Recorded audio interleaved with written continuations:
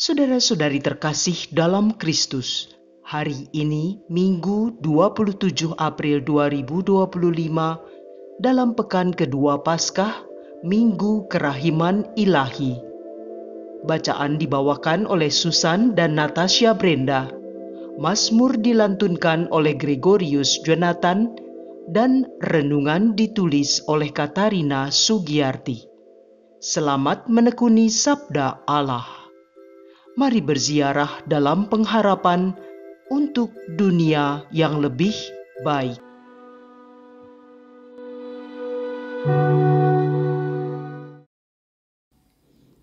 Dalam nama Bapa dan Putra dan Roh Kudus, amin. Allah yang Maha Rahim, pada hari yang penuh sukacita ini, kami datang menghadap-Mu dengan hati penuh syukur. Sebab Putra-Mu Yesus Kristus telah bangkit mengalahkan maut. Engkau hadir di tengah kami seperti Engkau hadir di tengah para murid-Mu yang ketakutan, yang memberikan damai dan pengharapan baru. Tuhan, bukalah hati dan budi kami untuk merenungkan sabda-Mu. Singkirkanlah segala ketakutan, keraguan, dan kekhawatiran yang menghalang kami untuk percaya sepenuhnya kepadamu. Seperti Thomas, kami pun ingin mengenal-Mu lebih dalam dan mengalami kehadiran-Mu yang nyata dalam hidup kami. Berilah kami rahmat untuk berkata dengan iman yang teguh, "Ya Tuhanku dan Allahku." Utuslah Roh Kudus-Mu untuk menerangi dan membimbing kami dalam renungan ini, agar firman-Mu sungguh hidup dan mengubah hati kami. Kami mohon semoga damai dan sukacita Paskah semakin tumbuh dalam diri kami, dan kami pun mampu menjadi saksi kebangkitan-Mu di tengah dunia. Dengan pengantaran Kristus Tuhan kami yang hidup dan berkuasa bersama Dikau dalam persekutuan Roh Kudus, Allah sepanjang segala masa. Amin. Bacaan dari Kisah Para Rasul, bab 5 ayat 12 sampai dengan 16. Pada waktu itu, para rasul mengadakan banyak tanda dan mujizat di tengah masyarakat Yahudi. Semua orang beriman selalu berkumpul di Serambi Salomo dalam persekutuan yang erat. Orang-orang lain tidak ada yang berani menggabungkan diri dengan mereka, namun mereka sangat dihormati orang banyak. Makin lama, makin bertambahlah jumlah orang yang percaya kepada Tuhan, baik laki-laki maupun perempuan. Bahkan orang membawa orang-orang sakit keluar ke jalan raya dan membaringkan mereka di atas balai-balai dan tikar, supaya apabila Petrus lewat, setidak-tidaknya bayangannya mengenai salah seorang dari mereka. Juga banyak orang-orang dari kota-kota di sekitar Yerusalem datang berduyun-duyun. Mereka membawa orang sakit dan orang yang diganggu roh jahat, dan mereka semua disembuhkan. Demikianlah sabda Tuhan.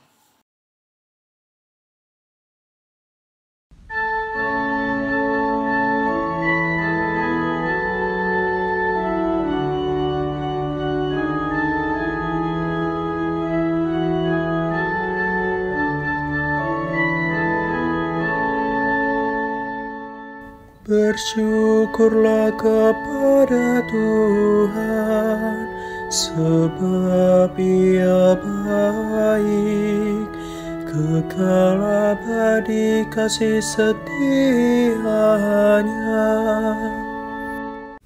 Biarlah Israel berkata, kekal abadi kasih setianya.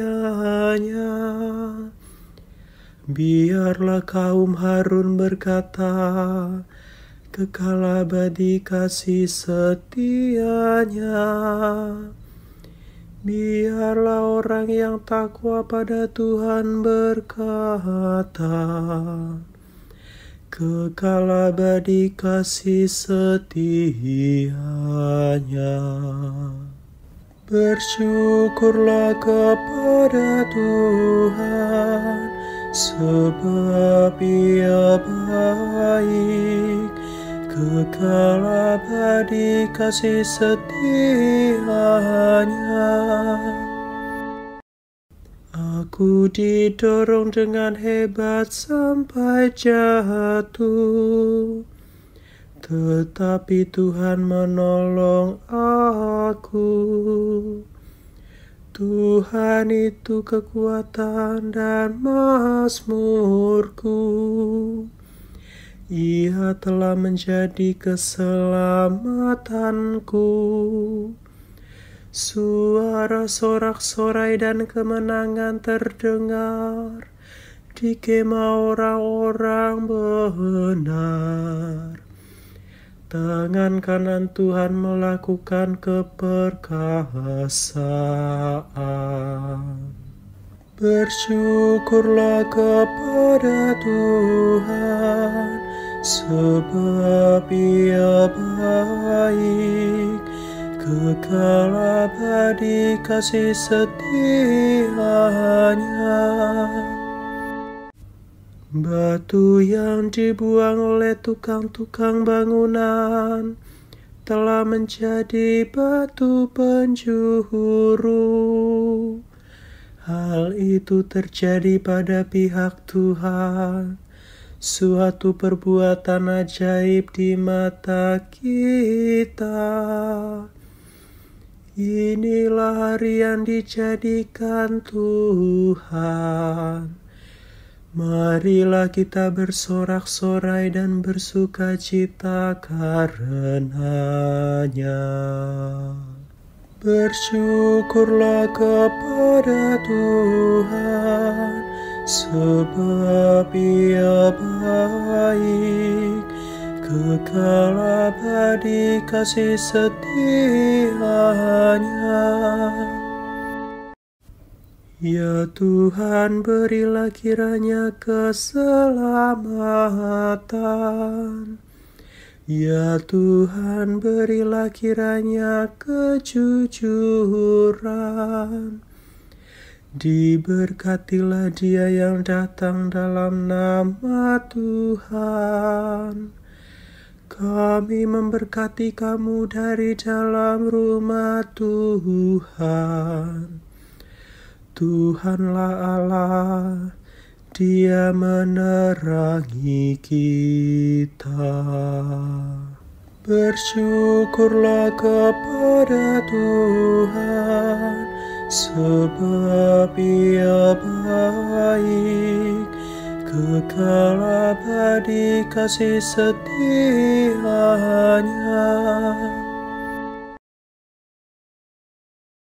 Bacaan dari kitab Wahyu bab 1 ayat 9-11a, dilanjutkan ayat 12-13 dan ayat 17-19.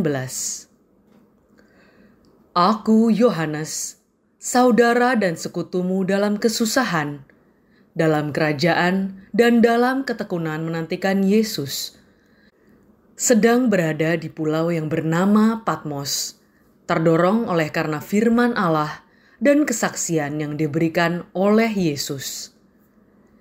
Pada hari Tuhan, aku dikuasai oleh Roh, dan aku mendengar dari belakangku suatu suara yang nyaring seperti bunyi sangkakala. Kata suara itu, "Apa yang engkau lihat, tuliskanlah di dalam sebuah kitab dan kirimkanlah kepada jemaat di Asia." Lalu aku berpaling untuk melihat suara yang berbicara kepadaku. Ketika aku berpaling, tampaklah kepadaku 7 kaki dian dari emas. Di tengah-tengah kaki dian itu ada seorang serupa anak manusia, berpakaian jubah yang panjangnya sampai di kaki, dan dadanya berlilitkan ikat pinggang dari emas. Ketika aku melihat dia, tersungkurlah aku di depan kakinya, sama seperti orang yang mati. Tetapi ia meletakkan tangan kanannya di atasku, lalu berkata, "Jangan takut. Aku adalah yang awal dan yang akhir. Aku adalah yang hidup. Aku telah mati, namun lihatlah, aku hidup sampai selama-lamanya, dan aku memegang segala kunci maut dan kerajaan maut. Karena itu, tuliskanlah apa yang telah kau lihat, baik yang terjadi sekarang maupun yang akan terjadi sesudah ini." Demikianlah sabda Tuhan.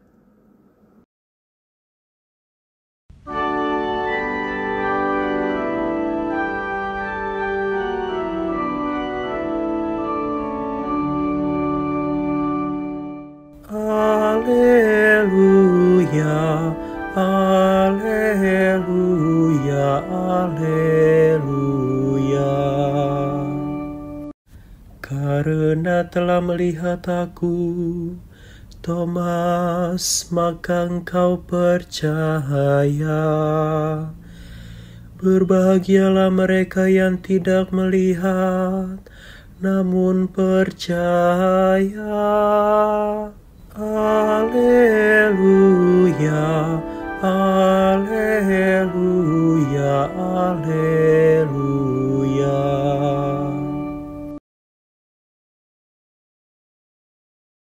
Inilah Injil suci menurut Yohanes, bab 20 ayat 19 sampai dengan 31. Pada waktu malam di hari pertama pekan itu, berkumpullah murid-murid Yesus di suatu tempat dengan pintu-pintu yang terkunci, karena mereka takut kepada para pemuka Yahudi. Pada waktu itu, datanglah Yesus, berdiri di tengah-tengah mereka dan berkata, "Damai bagi kamu." Sesudah berkata demikian, Yesus menunjukkan tangan dan lambungnya kepada mereka. Murid-murid itu bersukacita ketika mereka melihat Tuhan. Lalu kata Yesus sekali lagi, "Damai bagi kamu. Sama seperti Bapa mengutus aku, demikian juga sekarang aku mengutus kamu." Sesudah berkata demikian, Yesus menghembusi mereka dan berkata, "Terimalah Roh Kudus. Jika kamu mengampuni dosa orang, dosanya diampuni. Dan jika kamu menyatakan dosa orang tetap ada, dosanya tetap ada." Ketika Yesus datang ke situ, Thomas, seorang dari ke-12 murid, yang juga disebut Didimus, tidak ada bersama-sama mereka. Kata murid-murid yang lain itu kepadanya, "Kami telah melihat Tuhan." Tetapi Thomas berkata kepada mereka, "Sebelum aku melihat bekas paku pada tangannya, dan sebelum aku menaruh jariku ke dalam bekas paku itu, dan menaruh tanganku ke lambungnya, sekali-sekali aku tidak akan percaya."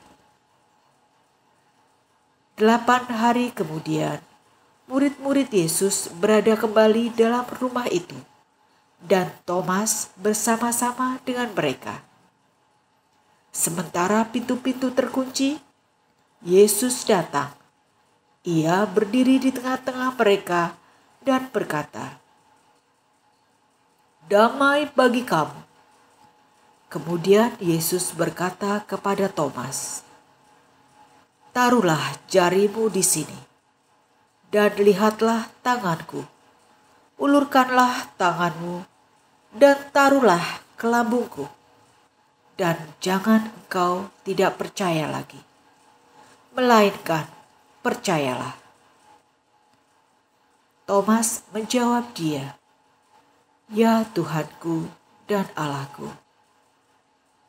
Kata Yesus kepadanya, "Karena engkau telah melihat aku, maka engkau percaya. Berbahagialah mereka yang tidak melihat namun percaya.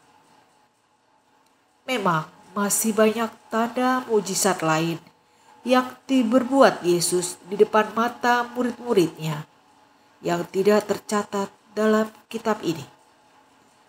Tetapi hal-hal ini telah dicatat supaya kamu percaya bahwa Yesuslah Mesias, Putra Allah, dan supaya karena percaya kamu memperoleh hidup dalam namanya.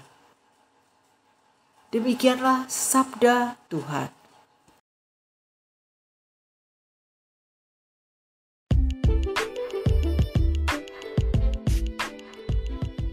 Damai dan percaya diri di tengah keraguan. Renungan dibawakan oleh Katarina Sugiyarti.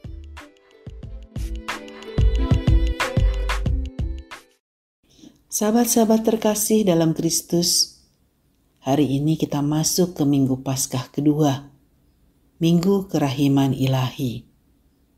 Dan dalam bacaan hari ini, yaitu dari Injil Yohanes, kita dibawa masuk ke dalam suasana ruang terkunci, tempat para murid Yesus bersembunyi karena takut. Ketakutan mereka sangat manusiawi. Yesus telah disalibkan dan masa depan mereka terasa suram. Tetapi justru dalam ketakutan itu Yesus hadir dan berkata, "Damai sejahtera bagi kamu." Kata-kata ini bukan suatu sekedar sapaan. Ini adalah pernyataan kuat bahwa damai sejati datang dari Kristus yang bangkit, bukan dari dunia. Yesus menampakkan diri kepada para murid-murid bukan hanya untuk menunjukkan bahwa Dia hidup, tetapi juga untuk memulihkan iman dan kepercayaan mereka. Kepada mereka, Ia memberikan Roh Kudus dan mengutus mereka untuk mewartakan pengampunan. Inilah menjadi dasar dari sakramen rekonsiliasi, di mana gereja menerima kuasa untuk mengampuni dosa dalam nama Kristus. Namun, kisah ini menjadi semakin dalam ketika Thomas muncul. Ia tidak ada pada saat Yesus pertama kali menampakkan diri. Ketika teman-temannya bersaksi bahwa mereka telah melihat Tuhan, Thomas menjawab dengan skeptis, "Sebelum aku melihat bekas paku pada tangannya, aku sekali-sekali tidak akan percaya." Thomas sering disebut Thomas yang ragu. Namun, dalam dirinya kita melihat cermin diri kita sendiri. Keraguan, kebutuhan akan bukti, dan keinginan akan pengalaman nyata dari Tuhan. Tetapi Yesus tidak menolak Thomas. Ia datang lagi, hanya demi Thomas, dan dengan lembut mengundangnya untuk percaya. Disinilah keluar pengakuan iman yang luar biasa. "Ia Tuhanku dan Allahku." Sebuah pengakuan yang penuh kejujuran dan kasih. Yesus berkata, "Berbahagialah mereka yang tidak melihat namun percaya." Kalimat ini bukan teguran, tetapi penguat bagi kita. Kita, yaitu umat beriman sepanjang zaman, yang percaya kepada Kristus tanpa melihatnya secara fisik. Kita percaya melalui kesaksian para rasul, melalui gereja, dan melalui pengalaman pribadi dalam doa dan sakramen. Sebagai penutup, kita refleksikan renungan ini. Dalam situasi apa aku merasa seperti para murid, terkunci dalam ketakutan dan butuh damai dari Tuhan?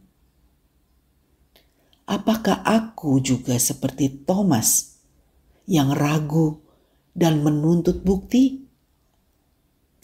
Apakah aku bersedia membuka hati untuk percaya walaupun tidak melihat? Bagaimana aku mengalami kehadiran Yesus yang bangkit dalam hidupku sehari-hari? Damai sejahtera bagimu, kita semua disayang Tuhan. Marilah kita berdoa. Tuhan Yesus yang bangkit, seringkali hatiku dipenuhi keraguan dan ketakutan. Datanglah kepadaku seperti Engkau datang kepada murid. Berikanlah damai-Mu dan bukalah mataku untuk melihat kehadiran-Mu. Berilah aku iman seperti Thomas, agar aku pun bisa berkata dengan tulus, "Ya Tuhanku dan Allahku." Tuhan Yesus yang penuh kasih, terima kasih karena Engkau telah berbicara kepada kami melalui sabda-Mu. Kami terima kasih atas damai-Mu yang Engkau curahkan dan atas iman yang Engkau teguhkan dalam hati kami. Kami percaya bahwa Engkau selalu hadir dalam setiap keraguan dan kegelisahan kami. Jadilah kami untuk terus berharap dan percaya, bahkan ketika kami tidak melihat. Kuatkanlah iman kami agar kami menjadi pembawa damai dan saksi kebangkitan-Mu di tengah dunia yang sering diliputi ketakutan dan kebimbangan. Semoga renungan hari ini membuahkan buah pertobatan, pengharapan, dan kasih dalam hidup kami. Dampingilah kami dalam setiap langkah, dan jadikanlah kami alat kasih dan kerahiman-Mu. Kami mohon semua ini dengan perantaran Kristus Tuhan kami. Amin. Dalam nama Bapa dan Putra dan Roh Kudus. Amin.